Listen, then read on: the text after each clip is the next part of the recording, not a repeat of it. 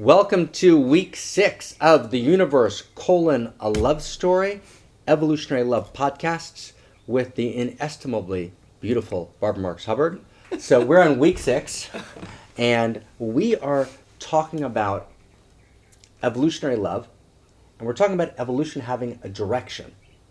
And that direction is a movement towards more and more love. Another way to say it would be, evolution moves towards higher and higher levels of goodness, truth, and beauty. Now, that's not because there's a puppeteer pulling the strings. There's an inherent creativity in the cosmos.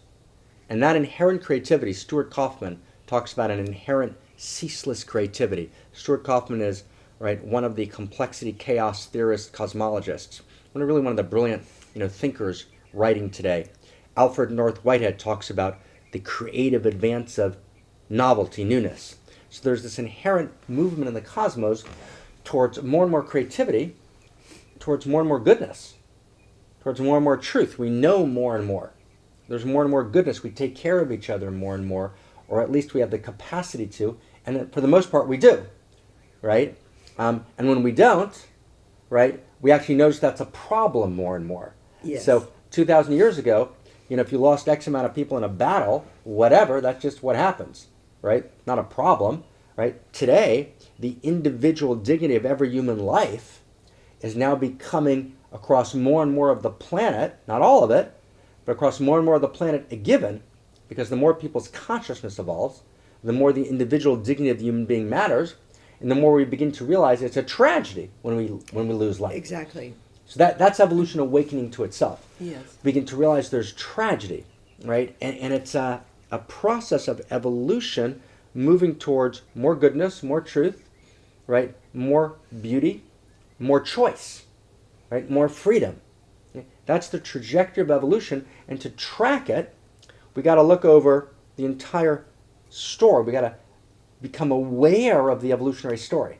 Mm-hmm. To actually begin to see, oh, that's what happened, kind of like in our lives. When you look back over the last 30 years, you begin to see the patterns. And as long as you're stuck in today, you can't see any patterns. I'd like to just make a point Please. in here that in order to understand the direction of evolution, you need evolutionary eyes. Yes. Now, evolutionary eyes is you have to stand somewhat of an overview and imagine the origin of creation, those first 3 seconds, and see it as an evolutionary process or spiral for billions of years going right to you. And then you can't do it if you have just a short historical time frame. You have to get the billions of years to catch this direction. And most people don't have evolutionary eyes. And I think one of the things that comes out of this is gaining an overview perspective on our story. Otherwise, you won't see it. So we begin, it's really what you're describing, Barbara, to live in an evolutionary context. That's right. And that means you have a way of seeing and understanding reality as having taken these billions of years to get to right where we are. Right. We live in an evolutionary context, and we begin to have an evolutionary relationship to life. Right? And we begin to realize that the movement of love, the movement towards more and more care, more and more goodness, more and more truth, more and more beauty, more and more creativity, actually becomes awake in us. And we become aware of the fact that we can choose truth, and we can choose beauty, and we can choose goodness. And actually, evolution itself is awakening in us. And we become the trajectory of evolution, awakening to itself. And if we awake to more love, then evolutionary love is driving the process forward as us. That's correct. So when I feel more love in myself, and I then sense that I'm getting that from the trajectory of evolution itself, that love in me expands because I feel courageous. You call it outrageous love because the whole story is outrageous. Right. The origin of the universe is outrageous.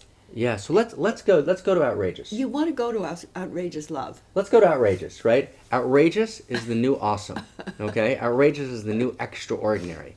So let's say it like this. We've used the word evolutionary love up till now. We're going to introduce a new term, outrageous love. And here's the statement. We live in a world of outrageous pain. The only response to outrageous pain is outrageous love. What do we mean by outrageous love?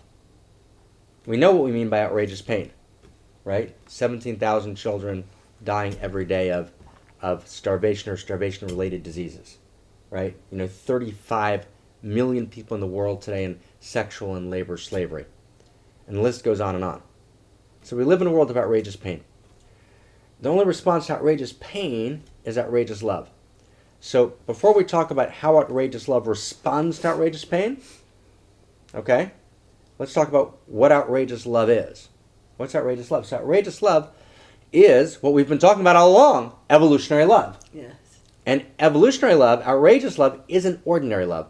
Ordinary love means that small self me, right, sees you, and you seem to form a similar image to my early caretakers, and so I feel kind of this, instinctive arousal because I want to complete some unfinished business with my earlier caretakers, so I feel like, wow, I love you, right? And you're going to take care of me the way my early caretakers did. So I fall in love with you, I'm all aroused, then we finally get together and it dies off fairly quickly, right? So ordinary love is a strategy of the ego. It's, instinctive. It's an emotion. It's a human emotion. And it's usually the human emotion of falling in love. Or it's the human emotion of affection, but it's affection for a very narrow group of people. So let me summarize that, okay? So we'll get ordinary love down here, okay? And then we'll distinguish outrageous love, then off to Barbara, okay? So ordinary love is a human experience. It's the human experience of a small self seeking protection. So it's an experience of the ego seeking security and comfort. It's usually understood to be an emotional experience, right? It's usually a particular emotional experience, the experience of falling in love, which then dies away very fast, or the experience of infatuation, right? And even when it lasts beyond infatuation and falling in love, you only really have this experience of ordinary love for a very small group of people. Mm-hmm. Now, those small group of people are beautiful, and falling in love is awesome, but that's a very limited understanding of love. What we've been talking about this entire conversation is outrageous love, evolutionary love. And outrageous love is what Dante talked about when he talked about the love that moves the sun and the stars. Outrageous love is what Tagore talked about when he said, love is not mere sentiment, it's not mere human sentiment, it's the heart of existence itself. So everything we've talked about in the first 5 podcasts, the universe, a love story, evolutionary love podcasts, is not about ordinary love, it's about outrageous love. Now last sentence, and then Barbara, take us the next step. That doesn't mean that outrageous love is only moving the evolutionary process. What does this matter to me about that? Why is this relevant? Why is this compelling? Why is this critical to know?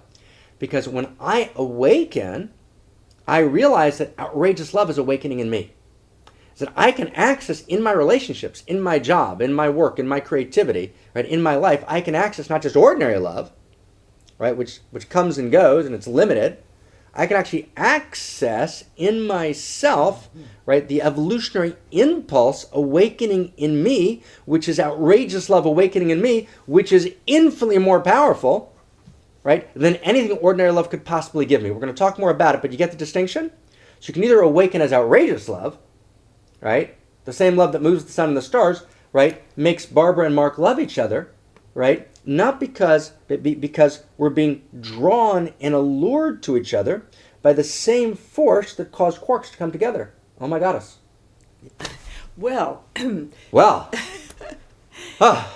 Yes, outrageous love in some deep way is the recognition that the entire story of creation, from the origin of the universe to us sitting here, is such an extraordinary miracle, is such an amazing, miraculous creation, that when I really ground that into myself as it being a love story, then what's been happening to me actually in my life is the feeling that I am the universe in person loving.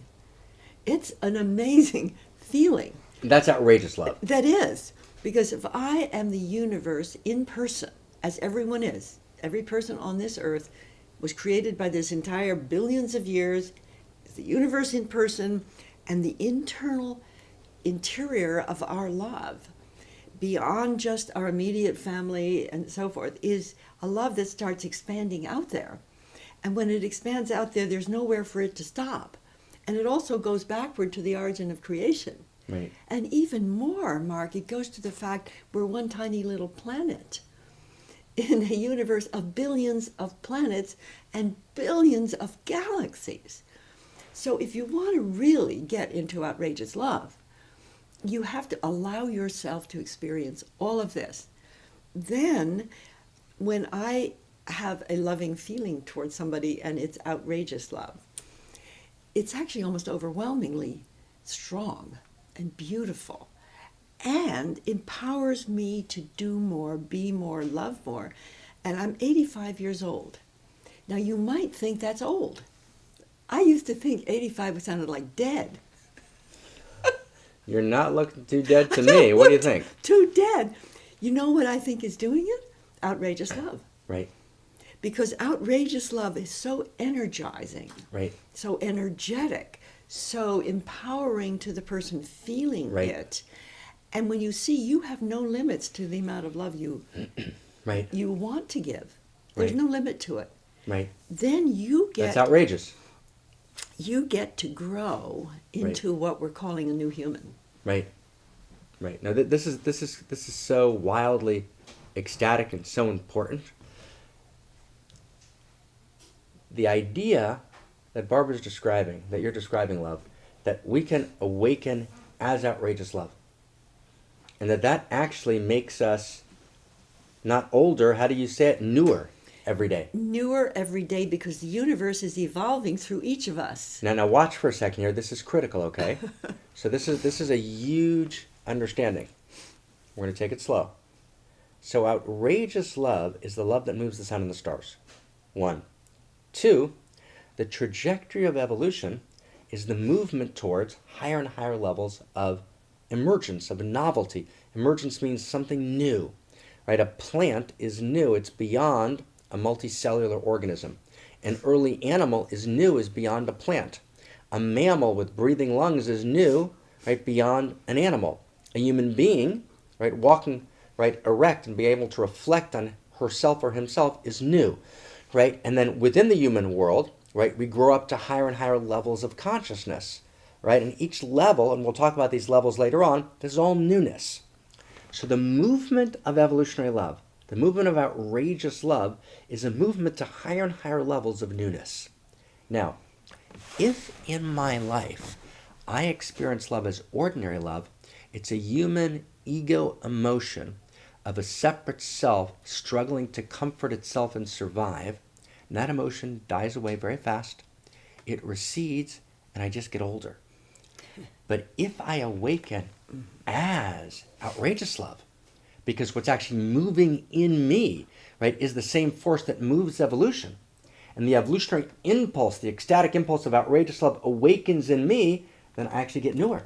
You get newer, you get outrageous too. You get more outrageous. You get more outrageous, you get more alive, right? You get more creative, you get wiser, right? And you begin to actually create a completely different life. And there is a quality that's quite amazing, which I'm calling regeneration. And I had an experience the other day. I was talking about the fact of outrageous love creates a sense that you're getting newer. It's really not even regeneration, but you don't feel tired, you feel full of life, you feel excited. And so there was a cell biologist listening to me talk, and it was at the Agape, Michael Beckwith's church. And he said, when you use the word regeneration and outrageous love, I could tell your cells got it and curled. Right. And his image was that my cells were curling with some kind of vibration, because from an interior position, I was feeling regeneration and outrageous love as a potent force. And my cells were hearing this, were responding to this. And that's really what happens. Yeah, that's really what happens. And Barbara's referring to, that's exactly what happens. And Barbara's referring to a talk that Barbara and I gave together at the Agape International Center in 2015 or 14. And if you take a look at the link in the email that you got today with this podcast, you'll see a link right to that talk where we talked about, right, outrageous love and how it moves through us and in some of its stages. So, ordinary love, beautiful, but it's not going to take you home, right? Outrageous love, the love that moves the sun and the stars, that's the love that all the poets wrote about. Does that mean that outrageous love is not human? Well, it is human, right? It is a human experience when the human being awakens as outrageous love. As long as I don't awaken as outrageous love, I remain asleep. I remain separate from all that is. I remain separate from evolution. I'm trying to live my small, narrow, narcissistic life. And I'm not aware that evolution is awakening in me and that I am evolution in person. I am evolution coming awake as me. And I connect myself to the larger evolutionary context. When that happens, I connect into outrageous love. Wow. And outrageous love creates newness. And outrageous love creates newness. It does. It does. Every day. Every day. Next week, that was week 6. Week 6, outrageous love, the universe, a love story, evolutionary podcasts. Next week, week 7, we go deeper into the principles of outrageous love, how it plays in our life, and how it creates a politics of outrageous love.